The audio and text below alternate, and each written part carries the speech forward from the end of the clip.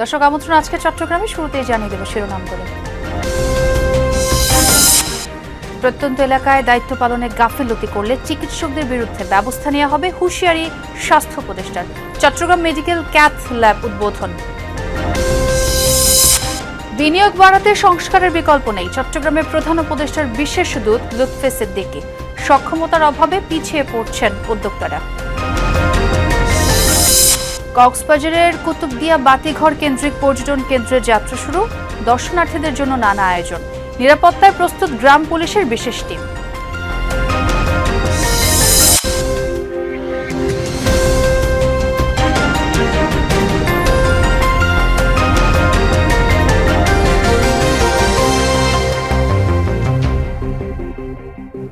এতক্ষণ শিরোনাম দেখছিলেন, আর সঙ্গে আছে আমি ছোঁয়া খন্দকার।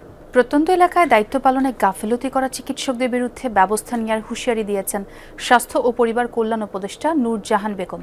দুপুরে চট্টগ্রাম মেডিকেল কলেজ হাসপাতালে এক মতবিনিময় সভায় তিনি কথা বলেন। জানান, আমলাতান্ত্রিক জটিলতা সহ নানা সীমাবদ্ধতায় চিকিৎসা খাতে বরাদ্দের বেগ পেতে হচ্ছে। কালক্ষেপণের জন্য মন্ত্রণালয়ের দীর্ঘসূত্রতাকে দায়ী করেন উপদেষ্টা। এমবিবিএস ও বিডিএস ভর্তি পরীক্ষা পরিদর্শনে চট্টগ্রাম মেডিকেল কলেজে যান স্বাস্থ্য উপদেষ্টা নূরজাহান বেগম। সেখান থেকে তিনি হাসপাতালের ক্যাথ ল্যাব 2 এর উদ্বোধন করেন। পরিদর্শন শেষে মতবিনিময় সভায় অংশ নেন স্বাস্থ্য উপদেষ্টা। এ সময় চলমান উন্নয়ন কর্মকাণ্ডে বিভিন্ন সমস্যার কথা তুলে ধরেন হাসপাতাল সংশ্লিষ্টরা। বাংলাদেশের মধ্যে 4টি অত্যাধুনিক অপারেশন থিয়েটার থাকবে, এছাড়াও থাকবে 10 সজ্জার আইসিইউ, যার মধ্যে একটি আইসিইউ সিঙ্গেল আইসিইউ, 10 সজ্জার পুরুষ এসডিও, 10 সজ্জার মহিলা এসডিও, 5 সজ্জার শিশু এসডিও। আমার সিসিউ যেরকম মডার্ন সিসিউ এর কথা, আমার 17টা বেডের মনিটর আছে, 4টা শুধু, সিরিঞ্জ পাম্প নাই। আমাকে সেই 30 বছর আগে মাইক্রোবিরোড দিয়ে আইনোট্রপিক সাপোর্ট দিতে হচ্ছে। আমাদের এই বড় একটা হাসপাতালে কোনো স্টোর হাউস নাই। যদি এখানে কোনো এই জিনিসপাতিগুলো সব বারান্দায়, দামি দামি জিনিস বারান্দায় এখানে সেখানে পড়ে থাকে। স্বাস্থ্য উপদেষ্টা অভিযোগগুলো মন দিয়ে শোনেন, আহ্বান জানান হাসপাতালকে রাজনৈতিক কার্যালয় না বানানোর। আমি আপনাদেরকে অনুরোধ করব, এই জায়গাগুলোকে কখনো পার্টির অফিস বানাই ফেলেন না। এটা পার্টির জায়গা না, এটা দলের জায়গা না, এটা চিকিৎসার জায়গা, এটা ডিসকাশনের জায়গা, এখানে সমস্যা সমাধানের জায়গা। সেটা যেই দলেরই হোক না কেন, তার কাজ সরকারের থেকে বেতন নেন, বেতনটাকে জায়েজ করেন। প্রত্যন্ত এলাকায় দায়িত্ব পালনে গাফিলতি করা চিকিৎসকদের বিরুদ্ধে ব্যবস্থা নেওয়ার হুঁশিয়ারি দেন উপদেষ্টা। যাদেরকে বাইরে বাইরে পোস্টিং দেওয়া হয়েছে, একদিন যান, ডিজিটালে একটা উপস্থিতি দেন, দিয়া 2 ঘন্টা বাদে চলে আসেন। এগুলি সব খবর নিচ্ছি, যাওয়ার আগে এগুলির ব্যবস্থা করে যাব। এটা কিন্তু বলে যাচ্ছি, যারা এই সমস্ত কাজ করছে, যারা ফুল টাইম অফিস যেই সময়টা আপনার থাকার কথা ওই সময়টা থাকছেন না, তাদের জন্য ব্যাপার আছে। জুবাইদ ইবনে শাহাদাত, যমুনা নিউজ, চট্টগ্রাম। সৈয়দ জিয়াউল হক মাইজু ভান্ডারী ট্রাস্টের অর্থায়নে 2 কোটি টাকা ব্যয়ে চট্টগ্রাম মেডিকেল কলেজ হাসপাতালের চলমান সিসিইউ সংস্কার এবং আধুনিকায়ন প্রকল্প পরিদর্শন করেন স্বাস্থ্য উপদেষ্টা নূরজাহান বেগম। সকালে তিনি ট্রাস্ট ও হাসপাতালের সংশ্লিষ্ট কর্মকর্তার কাছে কাজের খোঁজখবর নেন। পরে হাসপাতালের কনফারেন্স হলে বিভিন্ন উন্নয়নমূলক কর্মকাণ্ড ও ভবিষ্যৎ পরিকল্পনা সংক্রান্ত মতবিনিময় সভায় ট্রাস্টের প্রতিনিধিরা সিসিইউতে সেন্ট্রাল মনিটর সিস্টেম চালু, পেশেন্ট মনিটর, বেড সংখ্যা বৃদ্ধি সহ নানা সুযোগ সুবিধার কথা তুলে ধরেন। প্রকল্পটি বাস্তবায়নের জন্য মাইজু ভান্ডারী ট্রাস্টের প্রতি কৃতজ্ঞতা প্রকাশ করে সহৃদয়বান ব্যক্তি ও প্রতিষ্ঠানকে স্বাস্থ্যসেবার মান উন্নয়নে এগিয়ে আসার আহ্বান জানান। মাইজ ভান্ডারের কাছে মানুষের এক্সপেকটেশন অনেক বেশি। আমরা ধন্যবাদ জানাচ্ছি, যেটা করেছেন আলহামদুলিল্লাহ, আল্লাহর কাছে শুকর, কিন্তু আমাদের আরও দায়বদ্ধতা আছে। চট্টগ্রাম মেডিকেল কলেজ একটা উন্নততর অবস্থায় যাবে এবং আমাদের দেশের মধ্যে একটা এক্সাম্পলারি হসপিটাল হিসেবে এটা উন্নততর অবস্থায় যাবে। আন্তর্জাতিক বাজারে প্রতিযোগিতায় পিছিয়ে পড়ছে বাংলাদেশ। কারণ হিসেবে উঠে এসেছে দুর্নীতি, সক্ষমতার সংকট আর দুর্বল অবকাঠামো। চট্টগ্রামে আয়োজিত সেমিনারে এসব চ্যালেঞ্জের কথা তুলে ধরেন প্রধান উপদেষ্টার আন্তর্জাতিক বিষয়ক বিশেষ দূত লুৎফে সিদ্দিকী। একই অনুষ্ঠানে এনবিআর চেয়ারম্যান বলেন, রাজস্ব আয় বাড়াতে ডিজিটালাইজেশনের উদ্যোগ চলছে। দুর্নীতি, সক্ষমতার ঘাটতি আর অবকাঠামোগত সংকট এই তিন কারণে আন্তর্জাতিক বাজারে প্রতিযোগীদের সঙ্গে তাল মেলাতে পারছে না বাংলাদেশ। সকালে চট্টগ্রামে ICMAB আয়োজিত সেমিনারে এমন মন্তব্য করেন প্রধান উপদেষ্টার আন্তর্জাতিক বিষয়ক বিশেষ দূত Lutfe Siddiqui. Logistics, roads, highways, inland waterways, port, যেখানে যেখানে আমাদের বেশি সময় লাগে এগুলো ওখানে চলে যায়। আর আরেক অর্ধেক কোথায় যায়? দুর্নীতিতে, করাপশন। এই দুইটাই সলভ করা আমাদের, it's within our control, it's within hour powers. অর্থনৈতিক সংকট মোকাবেলায় সামনে বড় চ্যালেঞ্জ থাকলেও তা মোকাবেলার সক্ষমতা বাংলাদেশের রয়েছে বলে মনে করেন বিশেষ দূত। জানান এখন প্রয়োজন সঠিক পদক্ষেপ। Foreign investment, it is a mathematical reality. এটা না নেওয়া মানে হলো আমি শুধু টাকা ছাপাবো, ইনফ্লেশন বাড়তে থাকবে, ঋণ বাড়তে থাকবে, সুদের হার কখনো কমবে না। তো এই জন্য এটা নিয়ে বিতর্কের কিছু নাই। FDI দরকার আমাদের, যে এতদিন আসছে না, এটা একটা লজ্জার ব্যাপার। এই লজ্জাবোধের থেকে আমাদের আরেকটু আর্জেন্টলি এটাকে ডিল করতে হবে। অর্থনীতির ভিত্তি শক্ত করতে হলে ভ্যাট ও আয়কর থেকে রাজস্ব আহরণ বাড়ানোর বিকল্প নেই, এমনটা মনে করেন NBR চেয়ারম্যান। জানান দুর্নীতি রোধে এবং সেবা সহজীকরণে কাস্টমস সহ বিভিন্ন প্রতিষ্ঠানে দ্রুত ডিজিটালাইজেশন করা হচ্ছে।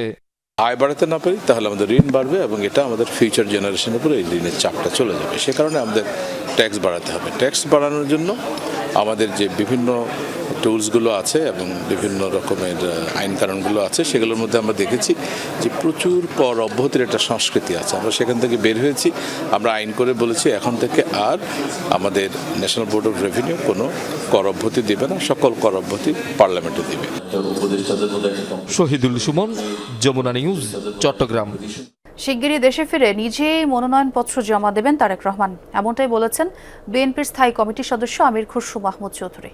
আগামী 12 ফেব্রুয়ারি নির্বাচন অনুষ্ঠিত হবে বলে উল্লেখ করে বিএনপির এই নেতা বলেন, নির্বাচনকে ঘিরে মানুষের মধ্যে উৎসাহ উদ্দীপনা কাজ করছে। নির্বাচনকে বাধাগ্রস্ত করার জন্য নানা পক্ষ থেকে ষড়যন্ত্র করা হয়েছে এবং তা অব্যাহত থাকবে বলেও জানান আমির খুসরো। আরও যুক্ত করে বলেন, বিগত দিনগুলোয় বাংলাদেশের মানুষের অধিকার কেড়ে নিয়ে গণতন্ত্রকে ধ্বংস করে দিয়েছিল স্বৈরাচার।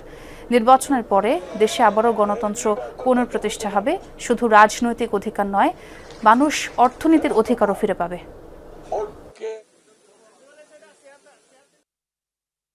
এই নির্বাচনের দিকে আমরা যাচ্ছি, এই নির্বাচনকে বাধাগ্রস্ত করার অনেক চেষ্টা হয়েছে, তাই না?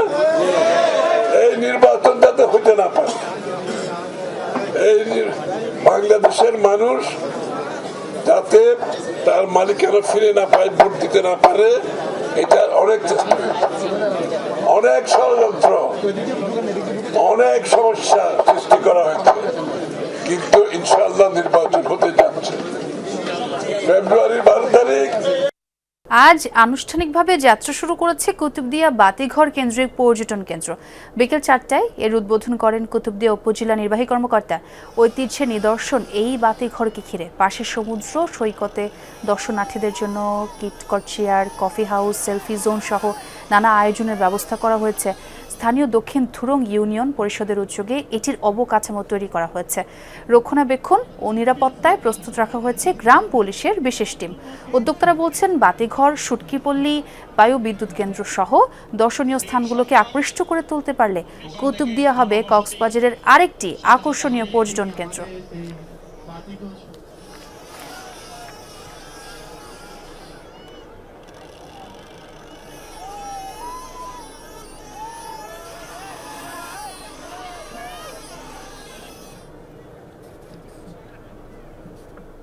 আমার সহকর্মী এহসান আল কুতুবী সে সম্পর্কে আমাদের জানাবেন, সরাসরি যোগ দিয়েছেন তিনি।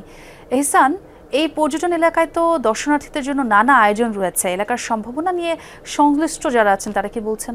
এখানে মূল ভূখণ্ড থেকে বিচ্ছিন্ন হওয়াতেই মূলত এটি অবহেলিত, কিন্তু সময়ের সাথে সাথে কিন্তু কুতুবদিয়া বাতিঘর ঘিরে পর্যটন সহ কুতুবদিয়ার যে বিচ রয়েছে সেই বিচ সহ সবকিছু মিলিয়ে কুতুবদিয়া নতুন করে কিন্তু নতুন উদ্যমে পর্যটকদের জন্য আকর্ষণীয় করে তুলছে এখানকার যারা জনপ্রতিনিধি আছেন এবং সরকারি বেসরকারি বিভিন্ন উদ্যোগ। কুতুবদিয়াতে কুতুবদিয়া বায়ুবিদ্যুৎ কেন্দ্র রয়েছে, কুতুবদিয়াতে কালারমার মসজিদ নামে একটি দর্শনীয় স্থান রয়েছে, এখানে কুতুব শরীফ দরবার রয়েছে, যেখানে প্রতিদিন হাজার হাজার মানুষ দর্শনার্থী পুণ্যার্থীরা আসেন। তারা কিন্তু কুতুবদিয়ার যে দীর্ঘ 7 কিলোমিটারের অধিক বিচ রয়েছে, এই বিচে কিন্তু তারা ঘুরতে আসেন, এখানকার বাটিঘরের যে সৌন্দর্য সেটি দেখতে আসেন, এবং এখান থেকে সমুদ্র সৈকত থেকে যে ঠিক পশ্চিম পাশে যেমন সূর্যাস্ত হয় কক্সবাজারে, সেই সূর্যাস্ত কিন্তু কক্সবাজারের মতো এই কুতুবদিয়া সমুদ্র সৈকত থেকেও দেখা যায়।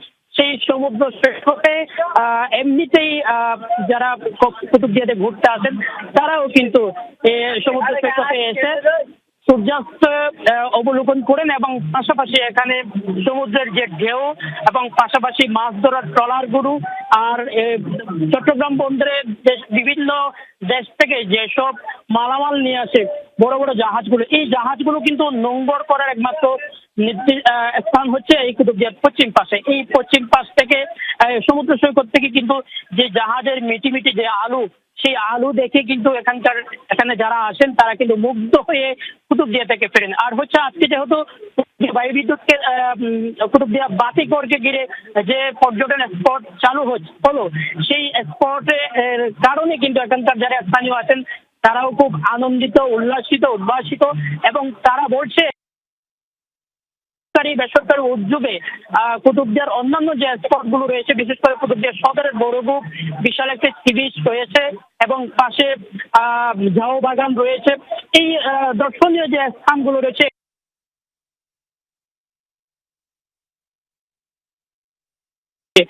যদি এগুলোকে যদি আরো সাজানো যায়, আলোকায়ন করা যায়, এবং এগুলো যদি পর্যটকদের জন্য আকর্ষণীয়, পর্যটকরা যাতে এখানে এসে স্বাচ্ছন্দ্যে কুতুবদিয়ায় থেকে মনোমুগ্ধকর একটি সময় পার করে তারা যাতে বাড়ি ফিরতে পারে, সেই ধরনের উদ্যোগ গ্রহণ করার জন্য কিন্তু তারা সরকারের প্রতি দাবি জানিয়েছেন। জি, এবং ব্যাপক জনসমাগমও দেখতে পাচ্ছিলাম সেখানে। অনেক ধন্যবাদ হাসান যোগ দেওয়ার জন্য। বিজয়ের 54তম বর্ষপূর্তি উপলক্ষে চট্টগ্রামের নগরীর বায়াজিৎ এলাকায় বাংলা বাজার ডেবার পাড়ে বুরহানি বিএসআরএম উচ্চ বিদ্যালয়ের অনুষ্ঠিত হয়েছে ভিন্নধর্মী উৎসব হ্যাপি স্ট্রিট। একদিনের জন্য স্কুলটি পরিণত হয় শিশু কিশোরদের নিরাপদ খেলার মাঠে। শিক্ষার্থীরা অংশ নেয় badminton, tangram, ring game, martial art, magic show সহ নানান আকর্ষণীয় আয়োজনে। উৎসবটি ছিল সবার জন্য উন্মুক্ত আর বিনামূল্যে উপভোগ করেন দর্শনার্থীরা। উৎসবে উপস্থিত ছিলেন বিএসআরএম গ্রুপের পরিচালক ও ফ্লোবেল প্লে স্কুল ও একাডেমির প্রতিষ্ঠাতা হাওড়া তেহসিন জোহায়ের, বিএসআরএম গ্রুপের পরিচালক সাবিনামের, সিএসআর বিভাগের প্রধান রুনি রহমান এবং বিদ্যালয়ের প্রধান শিক্ষক আব্দুল কাদের সহ অন্যান্য সম্মানিত অতিথিবৃন্দরা।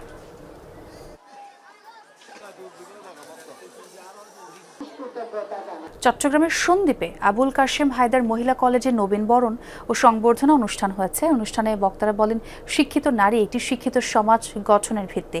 তাই শুধু পাঠ্যপুস্তক নয়, জীবনের প্রতিটি ক্ষেত্রে সততা, মানবিকতা ও দায়িত্ববোধকে প্রাধান্য দিতে হবে। অনুষ্ঠানে শিক্ষার্থীদের নানামুখী প্রতিভা বিকাশে কলেজের ভূমিকা তুলে ধরেন শিক্ষকরা।